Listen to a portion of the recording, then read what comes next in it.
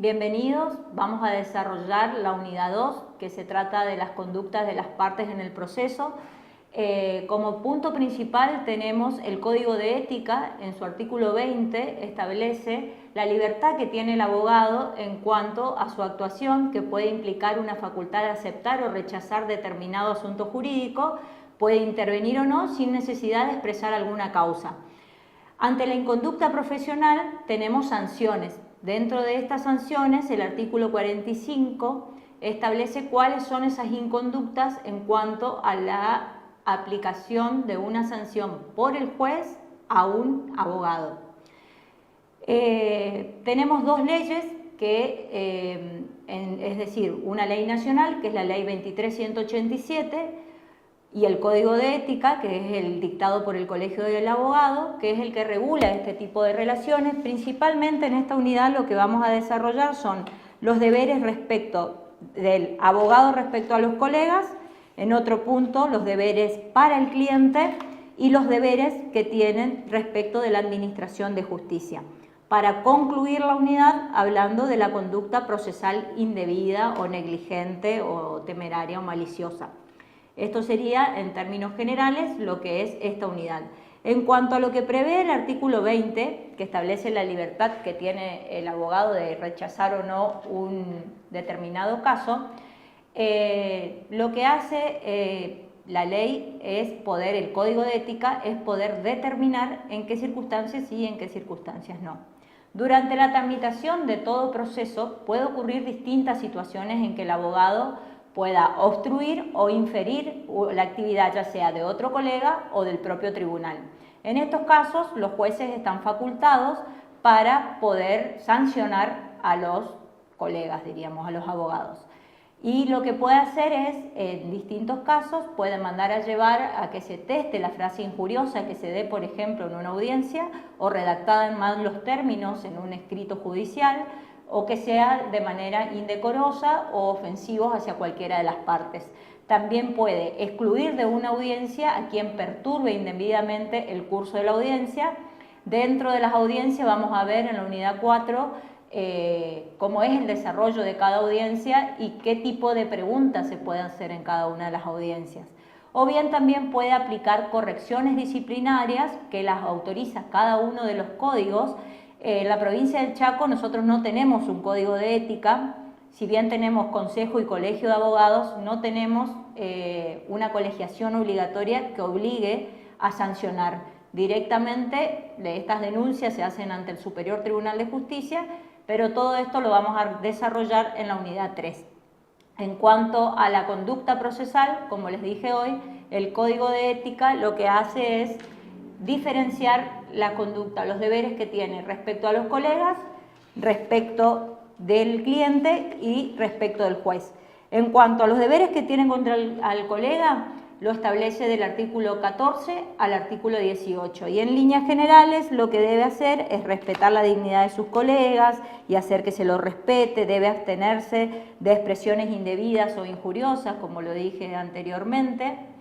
Debe también dar aviso fehaciente a su colega que ya haya intervenido previamente en el caso, ya puede rechazarlo, o participar en representación, patrocinio o defensa. Esto lo vamos a ver cuando veamos justamente el patrocinio en la unidad 4.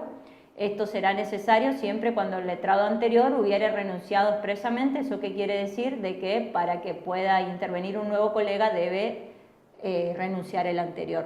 El abogado no debe tratar directa o indirectamente ni arreglar a ningún tipo de convenio o acuerdo con personas patrocinadas o asesoradas por otro colega sin la intervención o conocimiento de éste.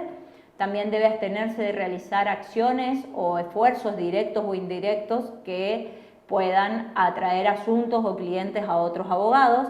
Es decir, todo conductas que debe tener de lealtad hacia su propio cliente. Después, del artículo 9 al 21 menciona las conductas que debe tener respecto de su cliente. Respecto a sus clientes, siempre debe decir la verdad, considerar la propuesta que le da el cliente para realizar consultas, es decir, en este caso, cuando alguna situación sea compleja y se necesite de profesionales especialistas, el abogado debe recurrir a otro colega que se dedica a esa materia para darle mayor confianza al cliente, y también puede tener una negativa fundada. El profesional no va a constituir eso una falta de ética, es decir, aquel profesional que dice no, de este tema no entiendo y lo delega a otro colega no constituye una falta de ética. No puede disponer de los bienes o de los fondos de su cliente bajo ningún punto de vista, ni siquiera de manera transitoria. Tampoco puede poner en conocimiento y debe poner en conocimiento inmediato de su cliente si existe algún tipo de relación, amistad manifiesta, parentesco, frecuencia o trato con la otra parte. Debe comunicarlo a su cliente. No debe colocar al colega en un lugar distinto sin el consentimiento de su cliente.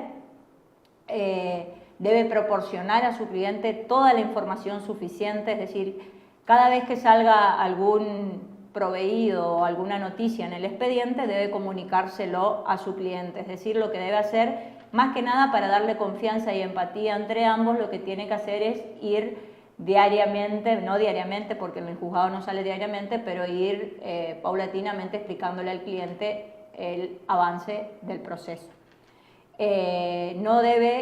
No puede representar o patrocinar o asesorar simultáneamente intereses opuestos en una misma causa, y el abogado que renuncia al patrocinio o representación cuidará para que ello no sea perjudicial a los intereses de su cliente.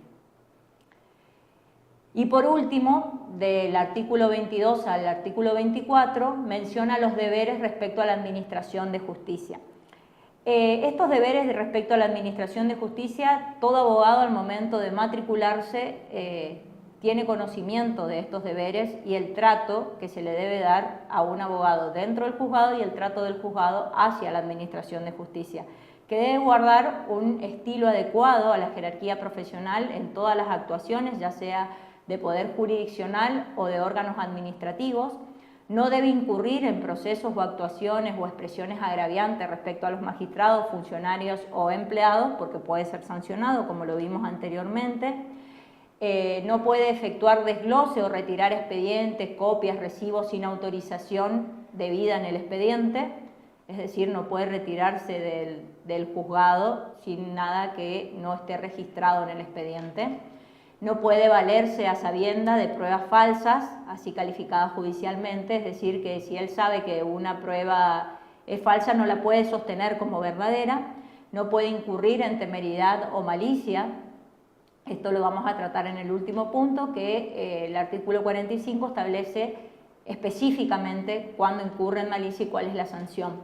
No debe efectuar citas doctrinarias o jurisprudenciales inexistentes, es decir, alegar una cita para poder salvar su caso cuando esa cita no existe, invocarlo diríamos, o realizar falsas transcripciones de resoluciones judiciales o escritos porque puede ser sancionado. En cuanto a la conducta procesal indebida, es lo que me refería anteriormente, el artículo 45 del Código Procesal Civil y Comercial, todo esto en la ley nacional, da facultades disciplinarias a los jueces para tomar respecto en casos de temeridad o malicia, y este artículo lo que tenemos que tener presente es que al definir a la malicia, define a la malicia como litigar con ocultamiento y a la temeridad como litigar con una clara conciencia de la sinrazón de que se padece. Por eso hace referencia a lo que recién había mencionado. En cuanto a la abogacía como profesión liberal, el abogado en relación de dependencia, vamos a ver acá, y el trabajador dentro del Poder Judicial. El abogado tiene múltiples tareas, es decir, puede desarrollar su labor profesional, ya sea de manera independiente o con relación de dependencia pública o privada, o también puede ser un consultor externo, es decir, puede ser asesor, por ejemplo, de un municipio, puede ser asesor de una empresa, en cualquier tipo de asuntos legales. En cualquier caso deberá aplicar todos los conocimientos sobre el derecho, ya sea de fondo y de forma, esto es, todo lo que sea código civil, penal, procesal, laboral, aduanero, etcétera, depende de la materia, y el derecho procesal para los distintos fueros y jurisdicciones. ¿A qué se refiere eso? El derecho procesal vigente dentro de cada una de las jurisdicciones, por ejemplo, si es el ámbito nacional o el ámbito provincial. Resulta imprescindible para todo esto que cualquiera sea el ámbito del ejercicio de la profesión, que el abogado utilice correctamente, por eso es que se exige tanto una terminología jurídica, la palabra como con el medio en que va a asesorar a cada uno de sus clientes, negociará con la contraparte, explicará los hechos ocurridos, argumentará los derechos y también le dará, esto se ve en el expediente, ustedes cuando traten cada uno de los expedientes van a ver que convencerá al juez sobre la justicia o no del caso. Generalmente esto lo hacen en los alegatos, que es una parte dentro del proceso y si bien mucha parte de la doctrina entiende de que estos alegatos es de manera facultativa, es decir, que el abogado puede o no presentarlo, es conveniente presentarlo porque muchas veces aclara al juez una situación sobre la que debe resolver. Tiene la obligación de mantener un estilo adecuado de jerarquía profesional, es decir, un respeto hacia las autoridades, y también debe adquirir un estilo claro, persuasivo y respetuoso respecto al estilo forense con el que va a desarrollar toda su práctica profesional.